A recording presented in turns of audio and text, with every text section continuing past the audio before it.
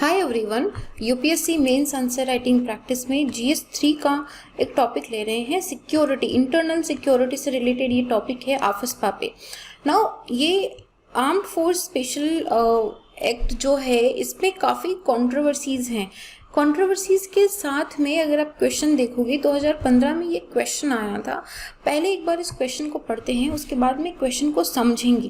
Question के parts हैं, तो फर्स्ट अंडरस्टैंड द क्वेश्चन। एक बार मैं रीड आउट करती हूँ, फिर we will break it down into different sections. Human rights activists constantly highlight the view that the Armed Force Special Power Act 1958 (AFSPA) is a draconian act leading to the cases of human rights abused by the security forces. Statement दिया है ये। फिर question number 1 है, what section of ASPA are opposed by the activist? Second part of the question है, critically evaluate the requirement with reference to the view held by the apex court. Right सबसे पहले statement को समझिए। जो आफस्पा है, I think इसको आफस्पा ही pronounce करते हैं, राइट? अगर नहीं भी तो I am going to just call it as AFSPA as तो ये जो है ह्यूमन राइट एक्टिविस्ट काफ़ी टाइम से, जब से ये लगा है और अभी भी इतने सालों के बाद भी बहुत सारे स्टेट्स ऐसे हैं जहाँ पे इंटरनल डिस्टर्बेंसेस को बोल के इस आफस्पा को लगाया जाता है, जहाँ पे जो मिलिट्री है उनका रूल हो जाता है एज सच कि they have the power in the to control to maintain the peace in the disturbed area. उनको ये चीज़ का पावर दे दिया जाता है। तो इसमें कुछ ऐसे हम बोल सकते हैं कि सेक्शन है आफस्पा में जो एक्टिविस्ट के थ्रू अपोज करे गए हैं, क्योंकि वो ह्यूमन राइट्स को वायलेट करते हैं, साथ ही में ह्यूमन राइट्स को अब्यूज करा गया है सिक्योरिटी फोर्सेस के द्वारा। देर वर मेनी केसेस, जैसे आपको अभी मैं दिखाऊंगी, आपको ये इमेज याद होगी। 15 सालों तक इरोम शर्मिला ने अनशन करा था कि आफस्पा जो है इसको रिपील कर दिया जाए, इसको हटा दिया जाए। आफस्पा को रिपील नहीं करा गया, लेकिन इरोम शर्मिला ने फाइनली 2016 के अंदर अपना जो अनशन था उसको ब्रेक कर लिया था। नाउ इनका जो कॉज था कि क्यों इन्होंने 15-16 साल तक कुछ भी नहीं खाया, she did not eat a single grain in 15-16 years, and the reason was कि सिक्योरिटी फोर्सेस ने एक बस स्टैंड में गोलियां चला दी थी, जिससे वहाँ पे काफ़ी सारे लोगों की मृत्यु हो गई थी। तो इसी चीज़ का अपोज करते हुए कि रीज़न नहीं था, लेकिन आफस्पा का मिसयूज़ करते हुए सिक्योरिटी फोर्सेस ने इस तरह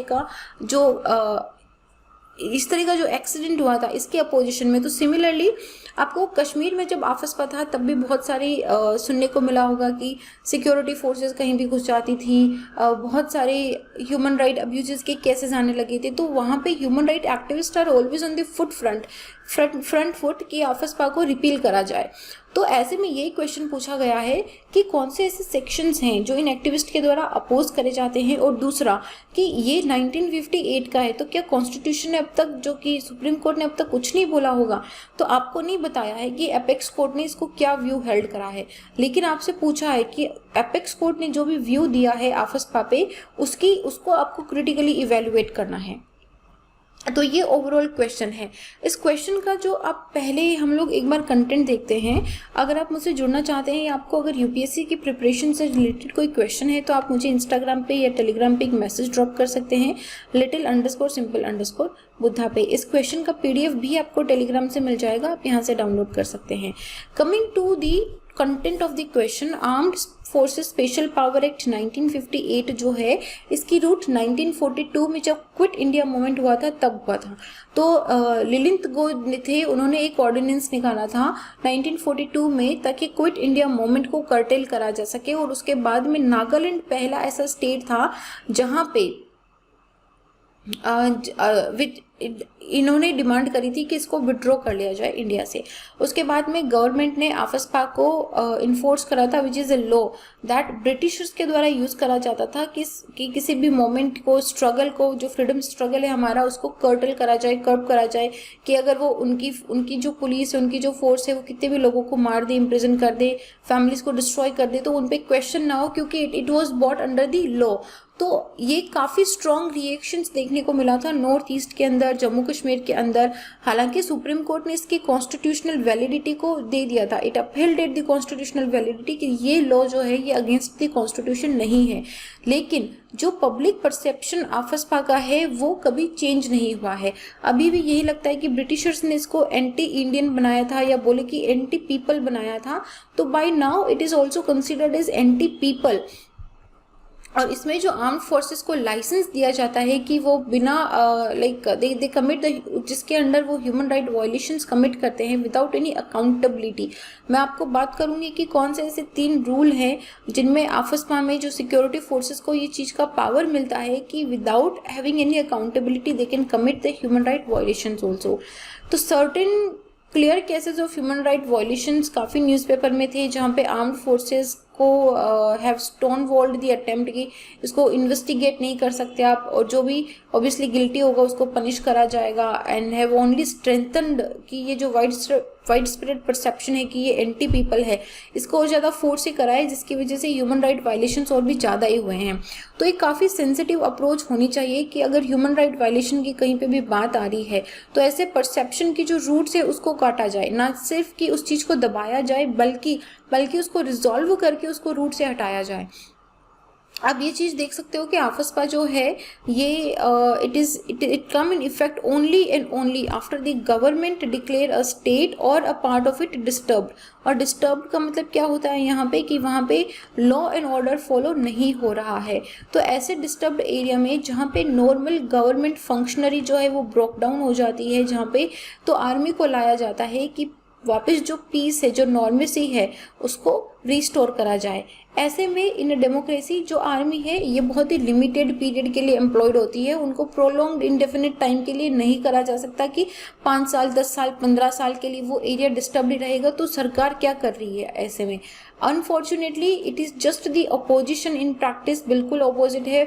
जैसे बहुत सारे नॉर्थ ईस्ट के स्टेट्स हैं जहाँ पे पिछले बहुत सालों से डिस्टर्ब्ड एरिया बोल के उस पर आफस्पा का रूल लगाया गया है। जैसे कि एक स्टेट है Nagaland, continuously it is being designated as a disturbed area despite the fact कि यहाँ पे जो हॉस्टिलिटीज़ हैं they have suspended for over a decade. अभी कोई सिक्योरिटी पर्सनल इस काफ़ी लंबे पीरियड के अंदर किसी भी तरह का कोई मिसहैप नहीं हुआ है।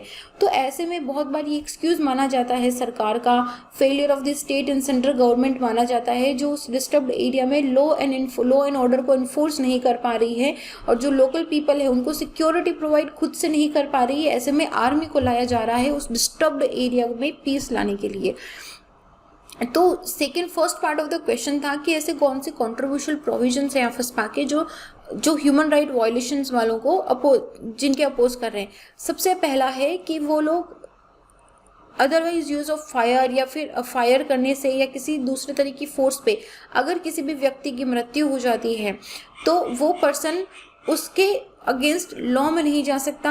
5 से ज़्यादा लोगों की असेंबली या पोजीशन, अगर आपने डेडली वेपन का पोजीशन रखा है या 5 से ज़्यादा लोग एक जगह पे बैठे हैं तो ये पीसफुल गैदरिंग भी यहाँ पे सेंस नहीं करती है, तो वहाँ पे फायर करा जा सकता है, सिक्योरिटी पुलिस फायर कर सकते हैं। और यहीं पे इरोम शर्मिला ने जो जिस रीज़न से अपना अनशन स्टार्ट करा था वो यही था कि एक बस स्टैंड पे काफ़ी सारे लोग इकट्ठे हुए थे, तो वहाँ पे सिक्योरिटी फोर्सेस ने वहाँ पे गोलीबारी स्टार्ट कर दी थी। तो इसकी वजह से दिस इज़ वन रीज़न कि वो स्टार्ट कर सकते हैं। ये किसी भी शेल्टर, चाहे वो प्राइवेट या गवर्नमेंट हो, जहाँ पे आर्म्ड अटैक हुआ है तो उसको ये डिस्ट्रॉय कर सकते हैं। किसी भी घर के अंदर बिना परमिशन के बिना वारंट के किसी भी प्रेमाइसेस के अंदर ये सर्च कर सकते हैं, एंटर कर सकते हैं बिना वारंट के। किसी भी पर्सन को अगर सस्पिशियस एक्टिविटीज़ हैं तो उनको ले जाके पुलिस स्टेशन में जेल में डाला जा सकता है। तो इस तरह के कुछ प्रोविजंस हैं। तो कोई भी पर्सन विदाउट वारंट अगर उसने कोई कमिट करा नहीं है, अंडर सस्पिशन है, सस्पिशन के अंडर भी उसको अरेस्ट करा जा सकता है। किसी भी व्हीकल को सीज करा जा सकता है ऑफेंडर या पर्सन के जो अंडर रीजनेबल सस्पिशन है कि अच्छा ये कुछ डिस्टर्बेंस कर सकता है, तो उसके व्हीकल को सीज करा जा सकता है, सर्च करा जा सकता है। ये आर्मी पर्सनल्स को एक लीगल इम्यूनिटी प्रोवाइड करता है जो किसी भी वायलेशन या एथिकल ब्रीच को कैंसिल करता है। ये लॉ खुद बोलता है कि ऐसे में अगर कोई भी ऑफिसर नो प्रोसिक्यूशन, कोई भी प्रोसिक्यूशन किसी भी ऑफिसर पे नहीं लगेगा जब तक सेंट्रल गवर्नमेंट उसको सैंक्शन नहीं करती है। तो ऐसे में उनको बिल्कुल इम्यूनिटी मिली हुई है, बिल्कुल प्रोटेक्टेड है सिक्योरिटी फोर्सेस। तो क्वेश्चन ये आता है कि वाई डू आर्म्ड फोर्सेस को आफस्पा की ज़रूरत क्या है। फोर्सेस जो हैं दे आर अवेयर कि वो they can not be afford to fail. जब देश की इंटेग्रिटी या सेफ गार्ड करने की बात आती है तो फोर्सेस इस चीज़ से बहुत ही वाकिफ़ हैं कि वो वहाँ पे फेल नहीं हो सकती हैं, क्योंकि ये this is like the security of the nation की बात आ जाती है। तो यहाँ पे दे रिक्वायर मिनिमम लेजिस्लेशन, ताकि उनकी जो efficient utilisation of combat capabilities हैं डिस्टर्ब्ड एरिया के अंदर, अगर लेजिस्लेशन का कंट्रोल ज़्यादा होगा, अगर एग्जीक्यूटिव एंड लेजिस्लेशन बीच में आता है तो उनकी जो कॉम्बैट कैपेबिलिटीज़ हैं वो इम्पैक्ट हो जाती हैं। इसके साथ ही safeguard from legal harassment and empowerment also. कोई भी सिक्योरिटी पर्सनल जब किसी भी वॉर के अंदर या डिस्टर्ब्ड एरिया के अंदर जाते हैं तो उनकी जान माल का कोई इंश्योरिटी नहीं रहती है। तो ऐसे में बहुत बार ऐसे एक्शंस लेने पड़ते हैं जिनमें बाद में लीगल केसेस हो सकते हैं। तो उनको ऐसे लीगल केसेस से हटाने के लिए और इसके ऑफिसर्स को मिनिमम फोर्स के साथ इंस्टेंट डिसीजन लेने के लिए एसेंशियल जहाँ पे भी ज़रूरी है, उन सब चीज़ों से सेफ गार्ड करा गया है।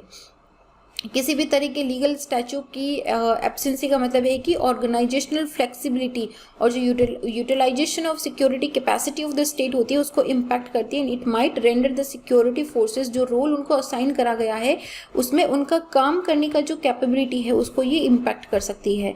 कॉन्स्टिट्यूशनलिटी की बात थी, सेकंड क्वेश्चन था कि एपेक्स कोर्ट ने क्या बोला है। वैलिडिटी ऑफ आफस्पा जो है ये बहुत बार चैलेंज करी गई है सुप्रीम कोर्ट में। Naga people movement of human right versus union of India 1998 में था। 5 जज की एक बेंच बैठी थी और उन्होंने बोला कि this act can not be regarded as a colourable legislation, और ये कोई फ्रॉड ऑन कॉन्स्टिट्यूशन नहीं है। इस एक्ट में जो पावर दिए गए हैं सिक्योरिटी फोर्सेस को वो आर्बिट्ररी या अनरीजनेबल नहीं है और इसमें किसी भी तरह का कॉन्स्टिट्यूशनल वायलेशन नहीं हो रहा है। तो सुप्रीम कोर्ट ने ये आफस्पा के पक्ष में इसको बात रखी थी। उसके बाद में 2005 में जीवन रेड्डी कमेटी थी, उन्होंने एक रिव्यू दिया था आफस्पा पे। उन्होंने बोला कि it is a symbol of operation, a subject of hate and instrument of discrimination in high हेडनेस।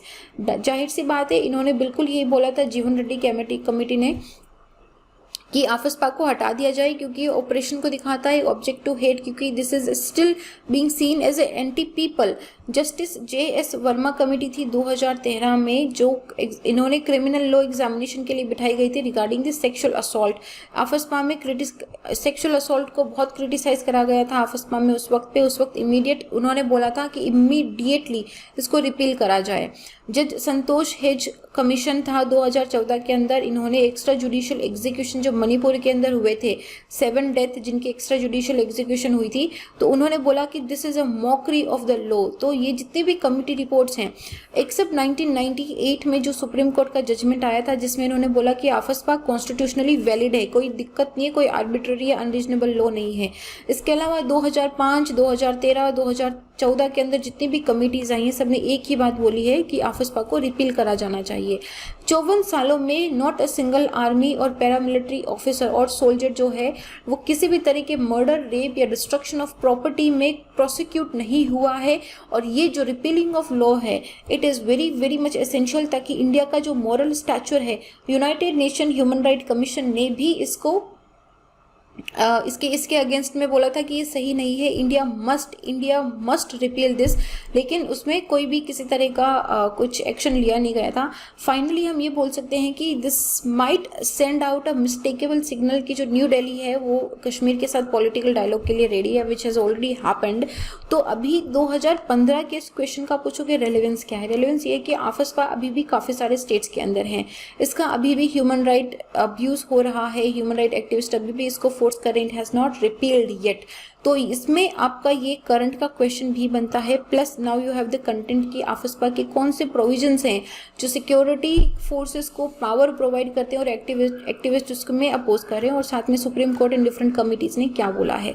So these are the views, very very important, just have a note, अपनी नोटबुक में छोटा सा लिख लीजिए। And this is it. Telegram पे आपको इसका PDF मिल जाएगा। और अपना ख्याल रखिए, दूर दूर रहिए, मास्क लगा के रहिए, बार बार सैनिटाइज करिए अपने हाथ को। जय हिंद।